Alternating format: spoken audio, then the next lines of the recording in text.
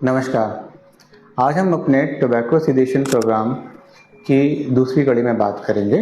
पिछली कड़ी में हमने बात करी थी मुख्यतः दो प्रकार से टोबैको लोग उपयोग करते हैं, कंज्यूम करते हैं, स्मोकिंग टोबैको और स्मोकलेस टोबैको।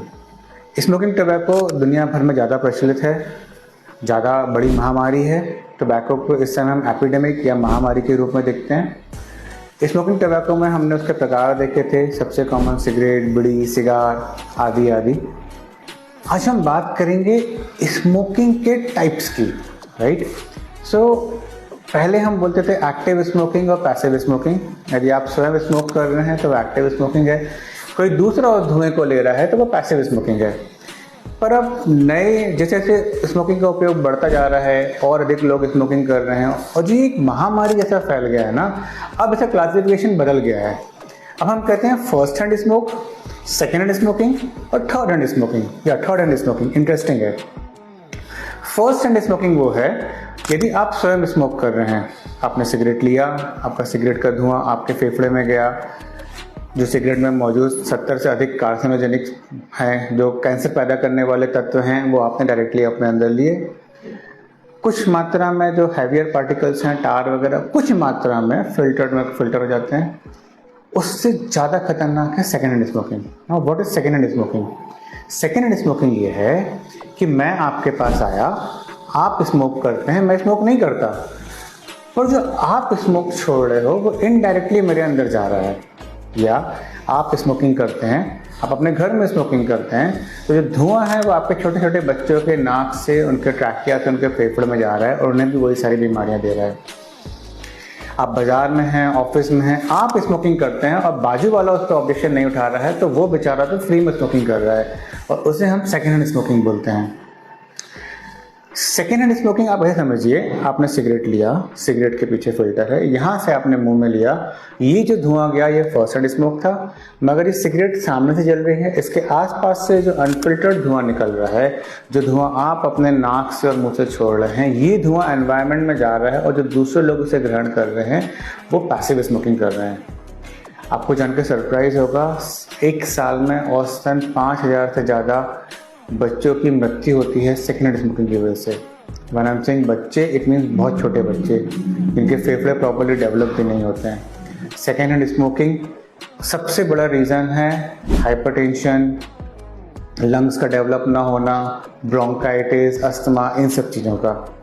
यदि आप अपने और अपने घर वालों से प्यार करते हैं तो खुद के लिए मत छोड़िए, उनके लिए स्मोकिंग को छोड़ दीजिए। आज मैं स्पेशल एम्फेसिस करूंगा थर्ड हैंड स्मोकिंग के बारे में। Now what is third hand smoking? Third hand smoking है, आप एक पर्टिकुलर जगह पे जाते हैं, स्मोकिंग जोन्स होते हैं, आजकल बहुत कॉमन हो गया, रेस्टोरेंट्स में, कैफेज में, एयरपोर्ट्स में स्मोकिंग जोन होते हैं जहाँ पे लोग जाते हैं, स्मोक करते हैं। सो नाउ बहुत से रेस्टोरेंट और कैफे ऐसे भी हैं जहाँ पे मतलब अलग से डेजिग्नेटेड नहीं है कि स्मोकिंग जोन है और वहाँ पर लोग स्मोक करते हैं। वहाँ पे सामान्य लोग जो स्मोक नहीं कर रहे वो भी जाके बैठते हैं। आपने सिगरेट पी, सिगरेट का धुआं भारी होता है, दूसरी सिगरेट का धुआं छल्ले बनाता है, एकदम से ऊपर नहीं जाता है हवा की तरह, सिगरेट का धुआं भारी होता है। सिगरेट का धुआं आसपास के सब चीज़ों पे बैठता है, दीवारों पे, क्रॉकरी पे, टेबल पे, कपड़ों पे, वो जो रेस्टोरेंट में टिश्यू पेपर होल्डर रखा है उसके ऊपर, वो जो चाय बनने की, कॉफ़ी बनने की मशीन रखी है उसके ऊपर, हर जगह जाके वो धुआं बढ़ता है। फिर जब हीट प्रोड्यूस होती है या हवा चलती है या तापमान बढ़ता है, ये निकोटिन भरा धुआं वहाँ से वापस एमिट होता है और ये जो लोग, सामान्य लोग जो वहाँ जा रहे हैं, जो कोई स्मोकिंग नहीं कर रहे हैं, उनके अंदर भी पहुँचता है। और बड़ी बात है कि उन्हें उसकी गंध भी नहीं आती।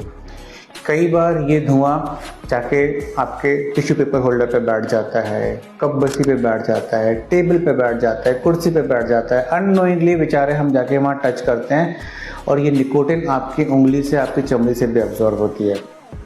नाउ जो ह्यूमिड प्लेस हैं, जैसे कैफ़ेज़ हो गए जहाँ चाय कॉफ़ी बहुत कॉमन हो गया आज हमारे शहर में, ये कैफ़ेज़ में स्मोकिंग का कल्चर बहुत ज़्यादा कॉमन हो गया। आप किसी भी कैफ़े में जाइए, बहुत कॉमनली आपको लड़के लड़कियाँ स्मोकिंग करते हुए मिल जाएंगे वहाँ पे। अब ऐसा क्यों होता है कि जो बच्चा या जो एडोलेसेंट आज स्मोक नहीं करता है, कुछ दिनों बाद वो भी स्मोकिंग करने लगता है? The reason is second hand और थर्ड हैंड स्मोकिंग में हम नहीं जानते कि हम स्मोक कर रहे हैं, पर वो उस धुएं में निकोटिन जो है हमारे शरीर के अंदर जाता है। जब निकोटिन हमारे शरीर के अंदर जाता है तो वो ब्रेन में पहुंच कर डोपामीन नाम के हार्मोन को रिलीज कराता है, जिसे हम हैप्पीनेस हार्मोन भी बोलते हैं। विद टाइम हमारा ब्रेन निकोटिनर्जिक रिसेप्टर्स सेल्स बनाता है, जिन्हें निकोटिन चाहिए डोपामीन रिलीज करने के लिए। और फिर यही लोग जो बेचारे पैसिव स्मोकर्स या सेकेंड हैंड या थर्ड में स्मोकिंग कर रहे होते हैं, इन्हें मालूम ही नहीं पड़ता कब इनका ब्रेन निकोटिन के लिए क्रेव करने लगता है। एंड वन फाइन डे उन्हें कहीं से एक बार मौका मिलता है सिगरेट स्मोक करने का, और फिर बस वो साइकिल चालू हो जाती है और कभी उसे नहीं छोड़ पाते। ये 1 सिगरेट 2 सिगरेट या वीकली सिगरेट से या ओकेशनल सिगरेट से कि कभी फ्रेंड के साथ बैठने चालू होता है, और कब वो इस दलदल में फंस जाते हैं उन्हें मालूम भी नहीं पड़ता। अनफॉर्चुनेटली हमने पिछली बार भी कहा था, निकोटिन का एडिक्शन हेरोइन के एडिक्शन से भी ज़्यादा बुरा है।